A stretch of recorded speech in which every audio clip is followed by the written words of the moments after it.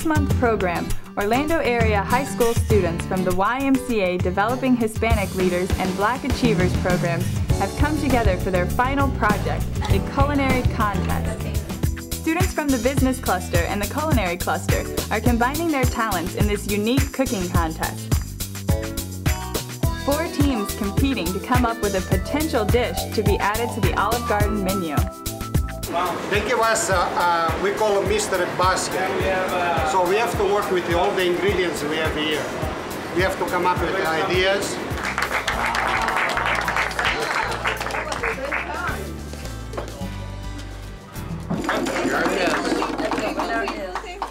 The yellow team.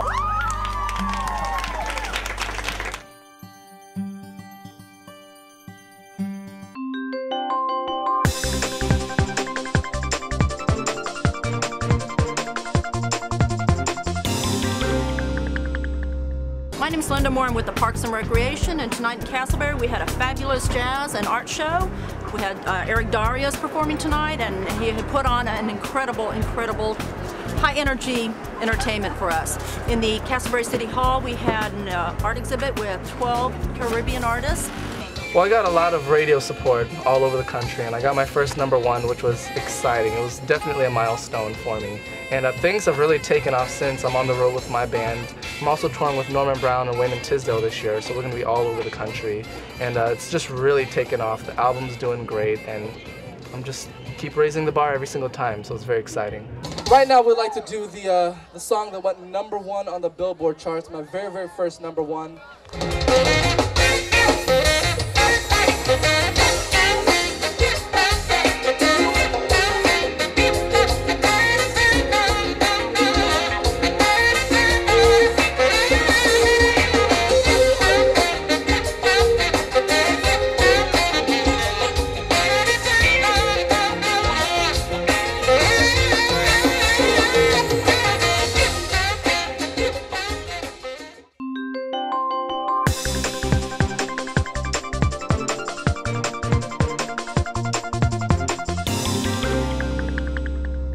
My name is Jason Gashel. I am the program manager for the General Motors ASEP program, as well as a professor at Seminole Community College. I was the coordinator for the show. We built off our success from last year's inaugural event, and we were able to get a lot of vendors from the area businesses as well as car manufacturers this year. And we also put our show in conjunction with Odyssey Day, which is all about alternative fuels, electric vehicles, hybrids. So we have a bunch of those out in our parking lot. The purpose of the show mirrors last year, is to raise awareness in the community that we have a $10.5 million automotive training facility right here in the Sanford Lake Mary area. And all of our proceeds are going to our Student Scholarship Automotive Fund. It's my first show, first time the car's been on the street, so a lot of firsts today. We're hoping to get a trophy too. So.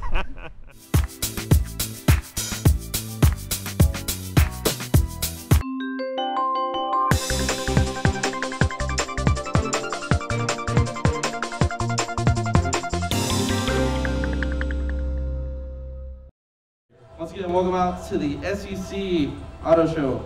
We'll be offering tours at 12:30 and 2 p.m. as an organized tour of our new building to show everybody the nooks and crannies of our building so they can check out our classrooms and our labs. What turned out originally was going to be a $5 million automotive facility turned out to be a $10.4 million automotive facility. But what you see here was basically the hard work of Barbara Miller and the Central Florida Auto Dealers Association and our past department chair, Jim Cox. It's quite a program and a great building. I love the new garage back there. But it's pretty extraordinary. I'm glad to see it's happening out here. Well, most of the people that come to shows like this are kids that one day want to own something like this. And it shows them that it is attainable. And they can come out and show the car that they have, that they've worked on, that they've sweat and bled onto. And they can come out and everybody has a good time. It's a good way to spend a Saturday.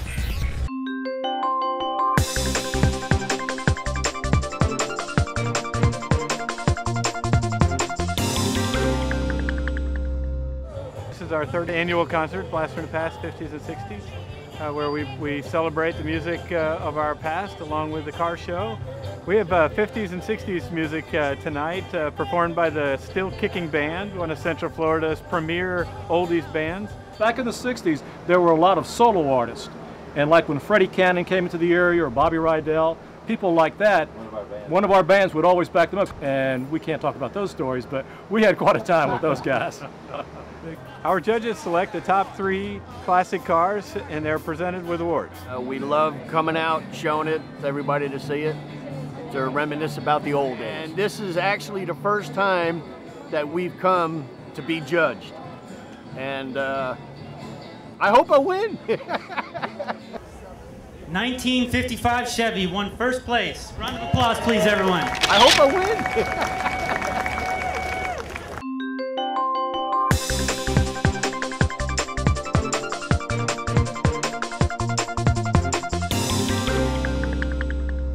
This evening we had an exciting Latin and Jazz Festival. We had 14 artists participate in City Hall, and we had 2 fantastic musicians performing outside. It's Rico Monaco and Soul Sons, and I'm Rico Monaco, and the band is a Latin, rock, world, jazz, mix of styles. It's a real crossover type sound, using a lot of Latin rhythms and world rhythms.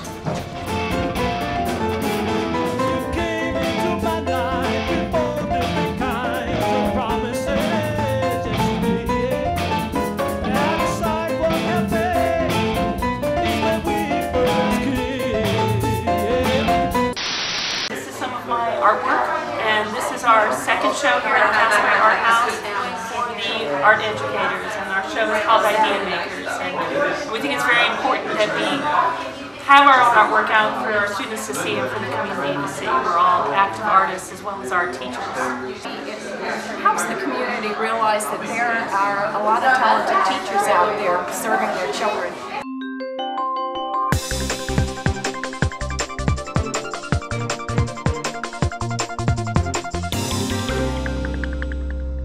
For the community, it's wonderful. It's a family event. We encourage families to come. Regardless what age, 2 to 99.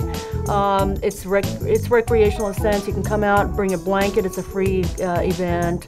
You can relax, listen to some good music, and look at some fine art. I think it's great with this event, the way it's set up with all the music. And a lot of people come for the music and they see the art. Other people come for the art and they get to hear the music. It's a nice mix.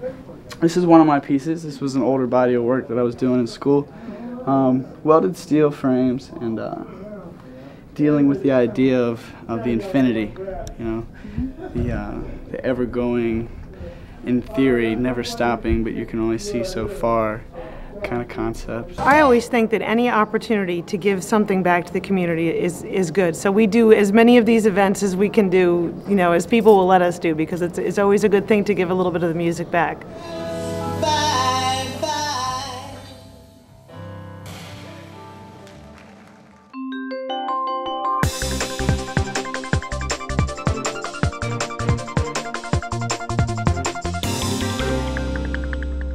People love to have homes built in these environmentally sensitive places, and it's going to be a matter of eternal vigilance here to everybody to keep this pristine and keep it so that people can enjoy it.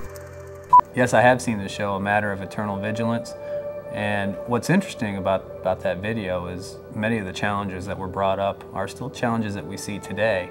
They're compounded by the fact that we do have more people here in the state of Florida. Is it a hopeless case? Not yet. There is an opportunity over the next 15 years to save those last bits of land, and more than bits, I suppose, to save those last corridors and parcels of land, which when linked together can, for the long run, save the overall environment of the region. But that is the last chance.